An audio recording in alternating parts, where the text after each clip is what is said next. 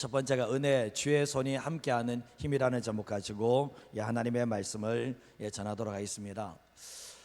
저는 이제 말씀을 전할 때 모든 성도들이 다 은혜 받기를 원합니다. 모든 성도들이 하나님의 말씀을 통해서 불붙는 마음을 갖기를 원하지만 하나님의 말씀을 전해보면 그렇지 않다는 것을 참 많이 깨닫게 됩니다. 그래서 제가 기도할 때 하나님, 이 준비된 말씀이 한 영혼에게라도 이 하나님의 말씀이 생명이 되기를 위해서 기도하거든요.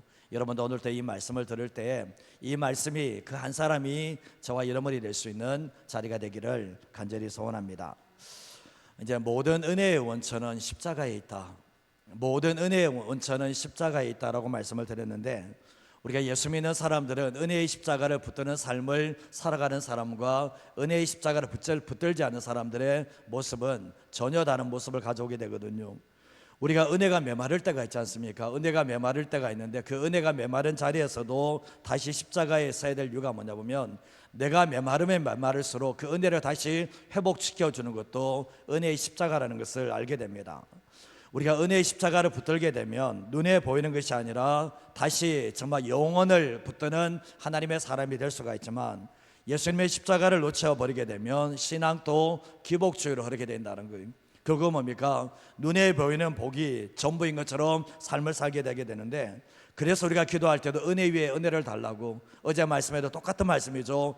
내게 은혜를 베푸소서, 내게 은혜를 베푸소서, 은혜 위에 은혜를 달라고 기도할 수밖에 없는 이유가, 은혜가 없으면 주님의 길을 따라갈 수 있는 하나님의 사람이 될 수가 없기 때문에 그렇습니다. 우리가 이제 성령님이 일하시는 방법 중에 하나가 감동입니다. 성령님이 일하시는 방법 중에 감동과 부담감을 우리에게 주시는데, 영적인 사람들은 이것을 잘 분별하고 순종을 하게 되어 있습니다. 그러나 육적인 사람들은 이 성령께서 주시는 영적인 감동과 부담감이 무엇인지를 알지도 못하고, 혹여나 성령께서 감동을 주시고 부담감을 주셨어도 그것을 알지 못하고 무시하는 모습을 가지게 됩니다. 그렇기 때문에 보면 하나님의 거룩하신 뜻에 순종하는 삶을 살아가지 못하고, 결국은 하나님의 뜻보다는 자기 생존을 위해서 살아가는 삶을 살다가 인생이 끝나게 되어 있습니다. 어제 이제 우리 교회에서 함께 사역했던 박영규 목사님이 이제 전화가 왔어요. 전화가 와서 그런 얘기 하더라고요. 목사님, 이 시점에는 특별 새벽기도 안 하는 게 정상 아닙니까? 대부분 다 이 시간대는 특별 새벽기도 다 하지 않냐고 얘기하더라고요.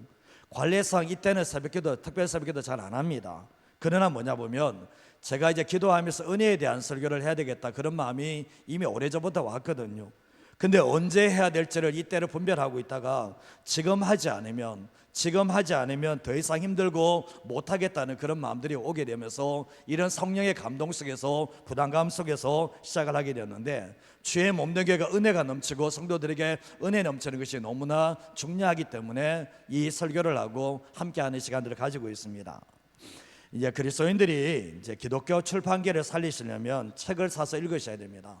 기독교 서적이 나오려면 성도들이 정말 내가 버는 돈에서 일부를 떼내서라도 책을 사서 읽고 하는 모습을 가지셔야 되는데, 크리스찬 번역가로서 30년 동안 사역하셨던 분이 계시는데, 지금 휠체어를 타고 계시고 얼마 전에는 오른쪽 어깨를 수술까지 하셔서 아프신 가운데 있더라고요.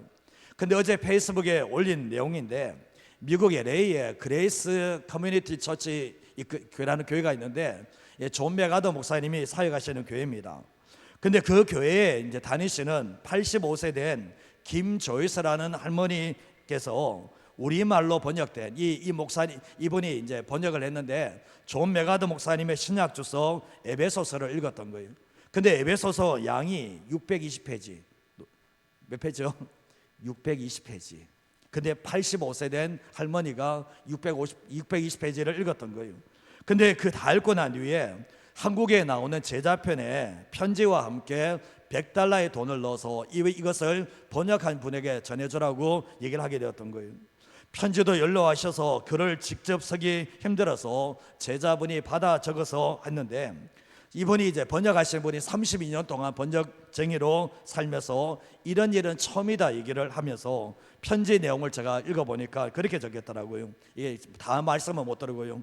번역을 맡고 계신 목사님께 마음의 무릎을 꿇고 감사드립니다. 자신이 섬기는 내가 섬기는 존 메가더 목사님의 의도를 세심하게 해석해 주셔서 진심을 다하여 깊은 존경과 감사를 드립니다. 그 사람이 우패해 가면서 눈도 좋지 않지만 책을 예전처럼 많이 읽지 못하지만 배운 말씀 성령님의 도우심으로 순종하며 예수님을 더욱 사랑하기를 기도합니다. 이러면서 김조이스 할머니에 대해서 이름을 적고 보냈더라고요. 정말 그 모습을 보면서 참 대단하구나. 85세 된 할머니가 620페이지 신학적인 내용이 담긴 그 설교를, 그 책을 읽는다는 것도 대단하지만 책을 읽고 난 뒤에 이분에게 내가 뭔가 해줘야 될 것이 있으면 좋겠다 생각하면서 편지와 함께 결국 뭡니까? 이 $100를 보냈는데, 이 목사님께서 번역하시는 목사님 몸이 힘들고 지치고 힘든 가운데서 그 편지를 받았을 때 하나님의 위로가 넘치지 않았을까 생각을 해보게 되었습니다. 우리가 이제 성령의 감동, 부담감은 즉각 순종하지 않으면 조금만 지나면 사라져 버립니다. 이 할머니도 마찬가지죠. 성령께서 이런 부담감과 감동을 주셨을 때 조금만 지나버리면 그냥 이것은 사라지게 되어 있다는 거예요. 근데 우리가 성령님은 실수가 없으신 게 뭐냐 보면, 성령께서 우리에게 감동 주시고 부담을 주시면 그게 하나님을 위하는 거지만 시간이 지나다 보면 결국은 그 감동은 나를 위한 감동이었다는 것을 깨닫게 되는 거예요. 우리의 삶을 살아갈 때 평범하게 신앙생활을 하기보다는 매 순간마다 성령님의 음성에 예민하게 움직이고 성령께서 내게 감동 주시고 부담 주시는 대로 삶을 살아갈 때 우리의 삶 속에서 내가 하나님의 거룩한 뜻을 이루는 도구가 될 수 있다는 것을 잊어버리지 마시고 살았으면 합니다. 저도 매 순간 바라는 게 그렇습니다. 제가 지금까지 7년 넘게 설교를 하면서 매 순간마다 성령께서 어떤 말씀을 전하기를 원하고 성령께서 부담을 따라서 지금까지 말씀을 전하게 되었거든요.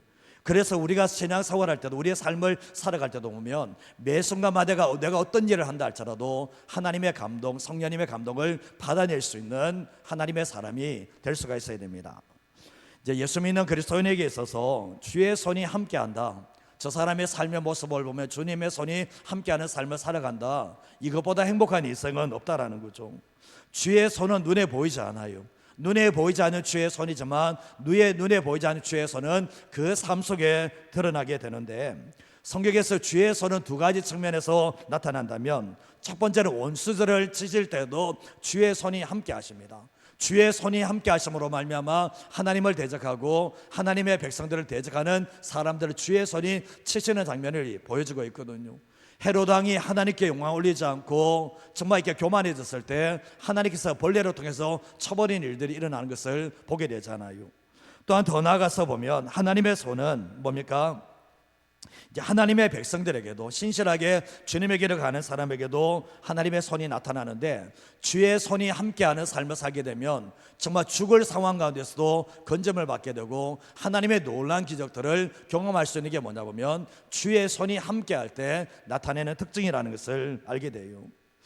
제가 이제 서울에 있는 홍릉교에서 청년부 시절을 보내게 되었는데, 그때 청년부 시절에 함께했던 친구들이 있습니다. 다들 지금 각자의 자리에서 하나님 나라와 교회를 해서 섬기고 있는데, 지금 되돌아보면 그때 미련하게 하나님과 교회를 위해서 기도하고 그때 미련하게 자기의 시간 다 투자하면서 공동체를 위해서 헌신하며 희생했던 친구들이 지금 다 잘 되어 있는 모습을 보게 되더라고요. 지금 또 보면 신실하게 주님의 길을 가는 모습을 보게 되는데, 이유는 뭘까 생각해 보면 그들은 하나님의 감동을 따라서 또한 정말 헌신해 나갔을 때 하나님의 손이 함께 하시는 놀라운 역사가 있게 되었습니다. 제가 가장 친했던 그 친구가 그렇습니다. 정말 하나님께 기도하며 공동체 세우기 위해서 몸부림쳤을 때 정말 아무것도 없는 인생 자체가 하나님께서 형통하게 하시는 하나님의 역사를 경험하는 것을 보게 되었거든요. 우리의 삶 가운데도 마찬가지입니다. 우리가 하나님의 인정을 받는 삶을 살아갈 때 그 삶이 형통하게 되어 있고, 그리고 하나님께서 잊지 않으시고 기억하시고 갚으신다는 것을 잊어버리지 마시고 살아가시기를 간절히 소원합니다. 우리가 성경에서 보면 부러운 인물들이 참 많이 나오는데, 어떻게 해서 사람이 이 신앙이 이렇게 만들어졌을까 의문이 될 때가 많습니다. 남들이 안 보는 시간 속에서, 남들이 안 보는 장소에서 치열하게 얼마나 하나님께 몸부림쳤으면 이 신앙이 만들어질 수 있을까 생각을 해보게 되는데, 오늘 본문에 나온 느헤미야도 마찬가지입니다.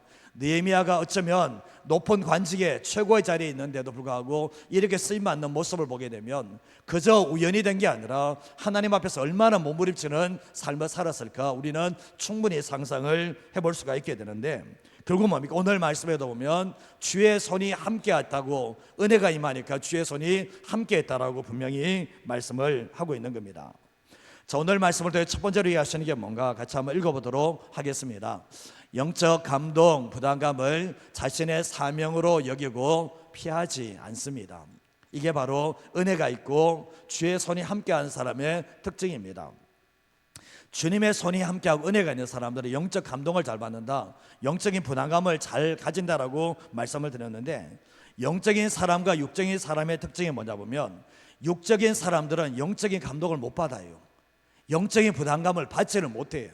그러나 영적인 사람들만이 성령께서 주시는 감동과 그 부담감이 예민하고 받아낼 수 있다는 것을 알게 되는데, 성령께서 내게 감동 주시고 성령께서 내게 부담감을 주신다는 것은 이거 크게 여기시고 귀하게 여기실 줄 아셔야 되는데, 우리 안에 계신 성령님께서는 우리에게 말씀하시고 감동 주시고 얼마든지 부담감을 주신다는 것을 아는데, 내가 육적인 것에만 초점을 두는 사람에게는 아무리 주님께서 성령께서 말씀하시도 깨닫지 못하는 삶을 살게 되는 거예요.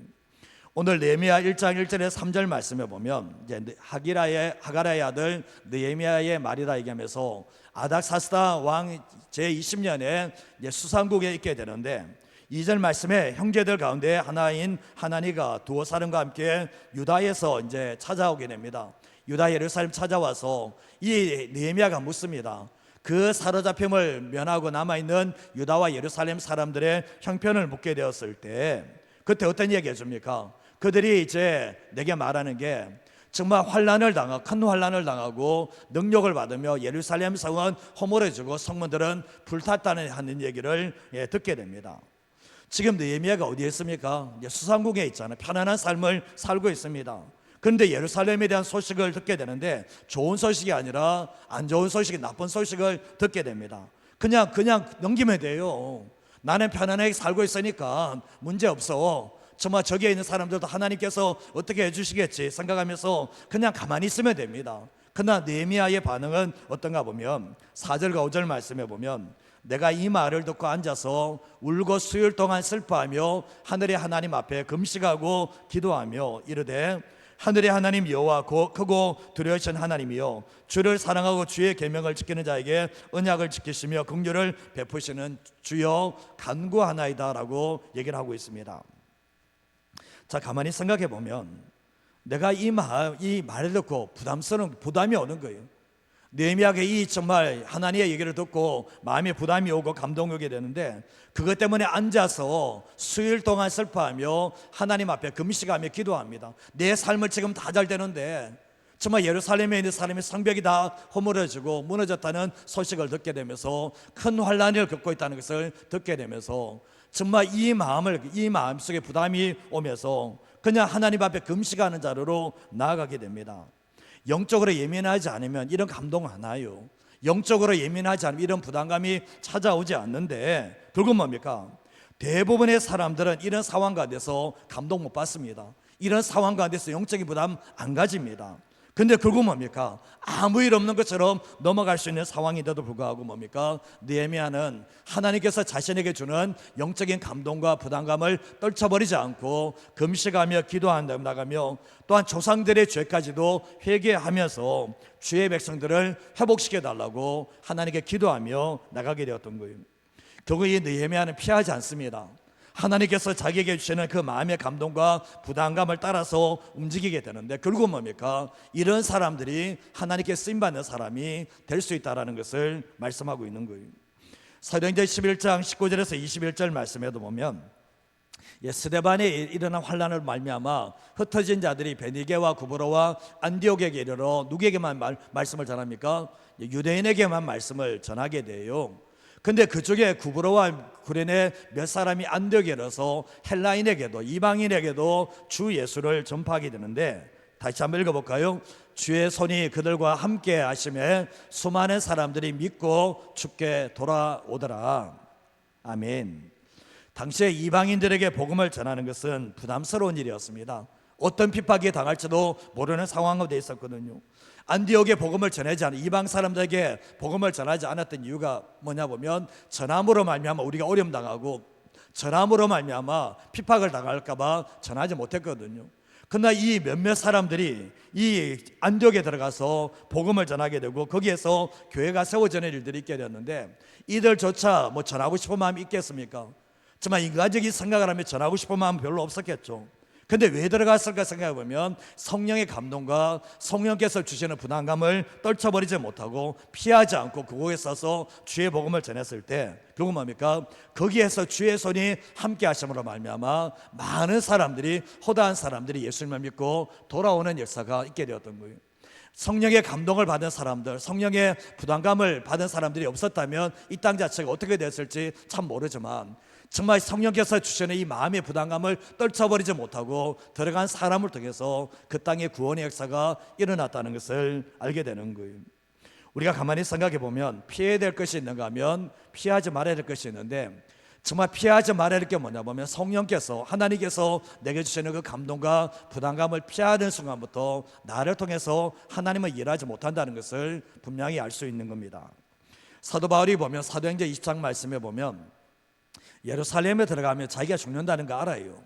근데 그를 성령께서 감동을 주시고 성령께서 부담감을 주시는데 거기에서 환난이 당하고 거기에서 죽음이 있다 할지라도 들어가라는 거예요. 성령께서 들어가라고 했을 때 이 사도 바울은 그 영적인 감동과 부담감을 떨쳐버리지 않고 들어가서 하나님의 뜻을 이루어드리는 모습을 보게 되잖아요. 예수님도 마찬가지지 않습니까? 육적인 마음으로는 누가 죽고 싶은 마음이 있겠습니까? 그러나 이 예수님께서도 뭡니까? 하나님의 마음, 하나님의 감동, 하나님의 부담감이 있잖아요. 예수님께서 겟세마네 동산에서 할 수만 있다면 이 잔을 내게서 옮겨달라고, 이 잔을 내게 옮겨달라고 기도를 하시잖아요. 지고 싶은 마음이 육적으로는 별로 없다라는 거예요. 그러나 기도했을 때 뭡니까? 기도했을 때 하나님의 감동과 하나님의 부담감은 뭡니까? 이 십자가를 너가 져야 된다는 거예요. 그럴 때 결국 뭡니까? 그 부담감을 떨쳐버리지 않고 졌을 때 결국 뭡니까? 하나님의 은혜 가운데서 온 인류가 구원받을 수 있는 길로 들어올 수 있도록 만들었다는 것을 알게 되는 거예요. 교회 안에서 그런 것 같더라고요. 교회 안에서 영적인 감동을 받고 영적인 부담감을 가지는 사람이 있는가 하면 교회 안에서 보면 영적인 감동, 영적인 부담감을 받지 못하는 사람들도 신앙의 수준이 차원이 다 다른 거거든요. 근데 신앙생활 오래 하고 정말 주님의 교회를 사랑하는 사람들은 교회를 향해서 하나님의 감동과 하나님의 부담감을 받아낼 줄 알고 그것을 따라서 움직여가는 사람들에게 뭡니까? 은혜가 있고 주의 손이 함께 하시는 삶을 살아낼 수 있다는 것을 우리에게 말씀하고 있다는 거죠. 이 시간도 기도할 때 그렇게 기도하십시오. 성령께서 내게 감동을 주시고 성령의 부담감을 따라서 정말 이 부담감을 피하지 않고 살아갈 수 있는 하나님의 사람 되시기를 간절히 소원하는데요. 신앙생활은 오래 했다고 답 나오는 거 아닙니다. 성령생활은 오래 했다고 잘한 게 아니라 내가 성령의 감동을 어떻게 받아내고 성령의 부담감을 피하지 않고 얼마나 순종하는 삶을 살아가는가, 그게 신앙의 실력이고 신앙의 능력이라는 것을 잊어버리지 마시고 살아가시기를 주님의 이름으로 축복합니다. 두 번째로 하시는 게 뭔가가 참 읽어보도록 하겠습니다. 성공의 기회를 하나님의 뜻을 이루는 도구로 삼습니다. 성공의 기회를 하나님의 뜻을 이루는 도구로 삼는 사람이 뭡니까? 은혜가 넘치는 사람이고 주의 손이 함께 하시는 사람이 될 수가 있는 거예요. 우리가 인생을 살아가는 목적이 분명해야 되는데 이 살아가는 목적이 분명하지 않으면 정말 이렇게 삶을 살아갈 때 철저하게 뭡니까? 예수 믿는 사람이 영적인 사람이 안 되면 하나님을 이용해서 자기 축복을 챙기는 삶을 삽니다. 죄송한 편입니다. 대부분의 사람들이 이렇게 살아요. 하나님을 이용해서 하나님께 기도해서 그것을 가지고 하나님을 이용해서 자기의 축복으로 삼는 삶을 살아가는 삶을 대부분의 성도들이 살아갑니다. 이스라엘 백성들 한번 보시면 광야길을 걸어갈 때도 그렇고 예수님께서 사역하실 때 참 찾아왔던 무리들이 있잖아요. 그때 예수님이 하셨던 말씀이 뭡니까? 너희들이 나를 찾는 까닭은 먹고 배부른 까닭이라고 해버렸거든요. 이게 뭡니까? 너희들은 내게 찾아오는 이유가 나를 이용해서 기적을 경험하고 나를 통해서 축복 경험하려고 온 것이지 나를 따라오려고 온 것은 아니라고 주님의 말씀을 하시는 장면을 보게 되잖아요. 우리가 영적인 사람이 안 되면 죄송하지만 자기를 하나님을 이용해서 자기가 성공된 삶을 살려고 하는 거예요. 부모님들이 자식들 위해서 기도할 때 성공하기를 위해서 기도하는데 뭐 때문에 성공하기를 원하는 거예요? 하나님의 거룩한 뜻입니까? 아니면 자기 성공입니까? 우리가 내면에 한번 깊이 한번 들어가 보세요. 되돌아보시면 내 자녀들이 정말 하나님의 거룩한 뜻을 위해서 쓰임받는 도구가 되기를 원합니까? 아니면 세상에서 다른 사람보다 더 성공된 삶을 살아가기 원합니까? 내면 깊은 곳에 들어가 보면 후자가 더 많다는 것을 부인할 수 있는 사람은 없거든요. 근데 정말 내 자녀들이 하나님의 영광에서 쓰임받기를 원하는 사람들은 기도 제목이 달라요. 기도 제목이 다르다는 거예요. 하나님께 부르짖는 것이 전혀 다르다는 것을 알게 되는데, 우리가 신앙생활할 때 하나님과 그분의 나라가 정말 목적이 되지 않으면 결국은 신앙생활이 자기 성취, 자기 성공에 빠질 수밖에 없다는 것을 우리는 알고 있습니다. 그렇기 때문에 조심해야 될 게 뭐냐 보면, 본질이라는 것은 나를 기쁜 게 아니라 하나님을 기쁘게 하는 거고, 우선순위라는 것은 정말 나의 나라가 아니라 하나님의 나라를 위해서 살아가는 것이 우선순위가 되지 않으면 우리는 결국 뭡니까? 신앙의 길을 걸어갈 때도 하나님의 길과는 어긋난 길을 갈 수밖에 없다는 것을 알게 되는 거예요. 근데 보면 인생의 목적과 우선순위가 올바르게 잡혀진 사람들은 아무리 성공하고 아무리 부유한 자리에 앉아있다 할지라도 그것이 하나님의 뜻을 이루는 도구가 된다는 것을 알게 되는 거예요. 오늘 우리가 느헤미야 1장 11절 말씀에 보면 같이 한번 읽어볼까요?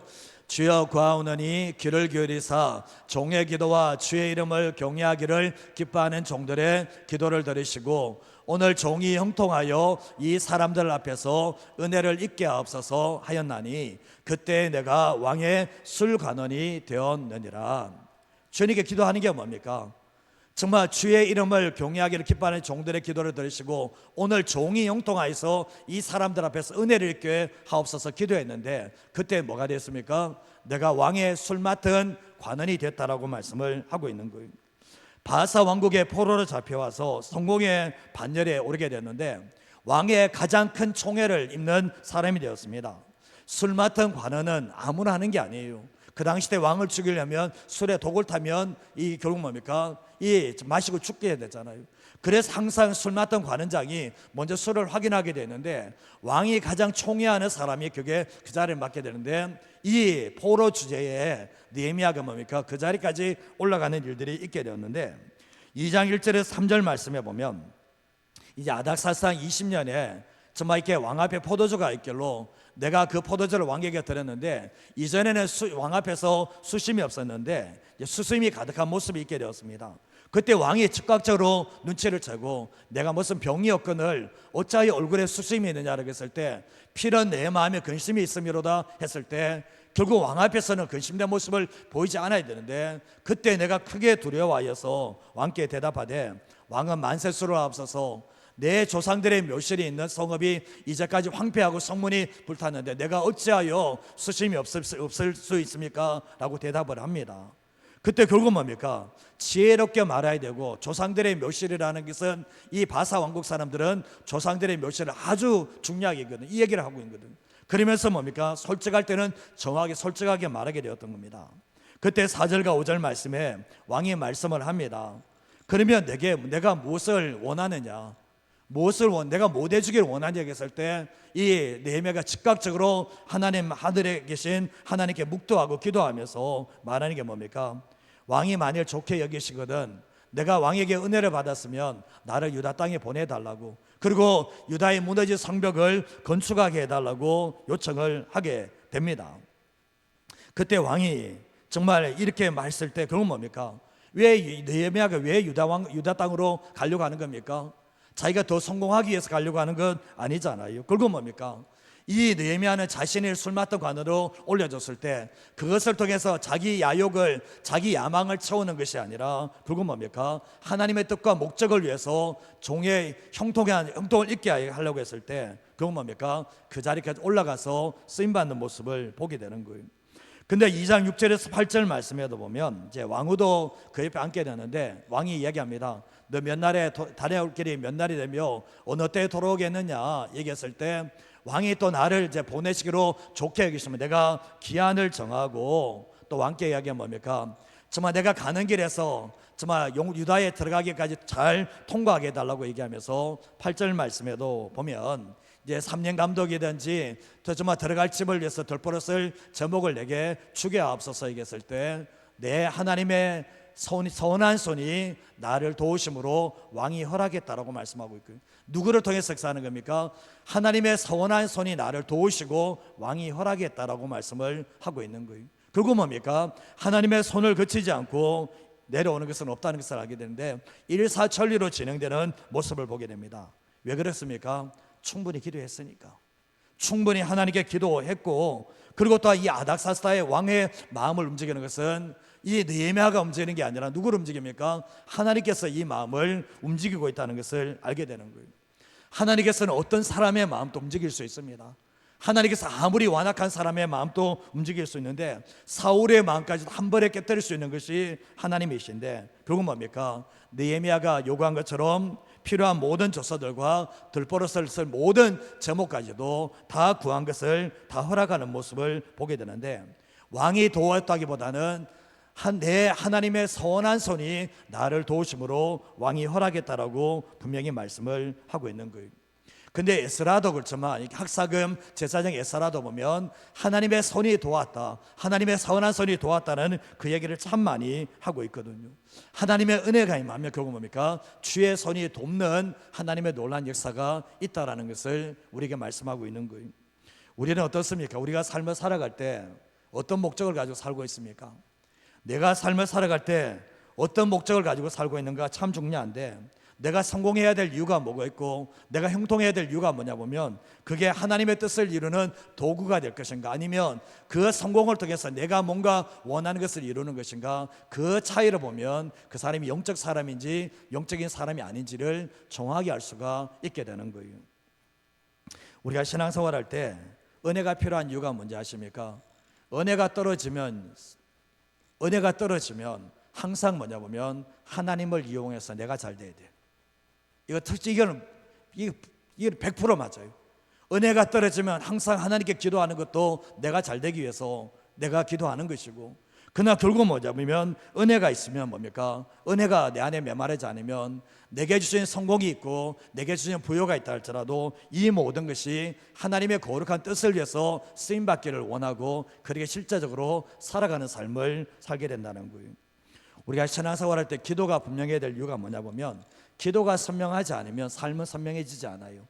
기도가 선명하지 않으면 내 삶은 절대로 선명하지 않아요. 하나님 아버지, 내가 이 땅을 삶을 살아갈 땐 정말 형통해야 될 이유가 정말 나를 위해서가 아니라 하나님의 거룩한 뜻을 위해서 형통하기를 원합니다 하는 말하는 것과 그게 아닌 것은 천지 차이라는 것을 알게 되는 거예요.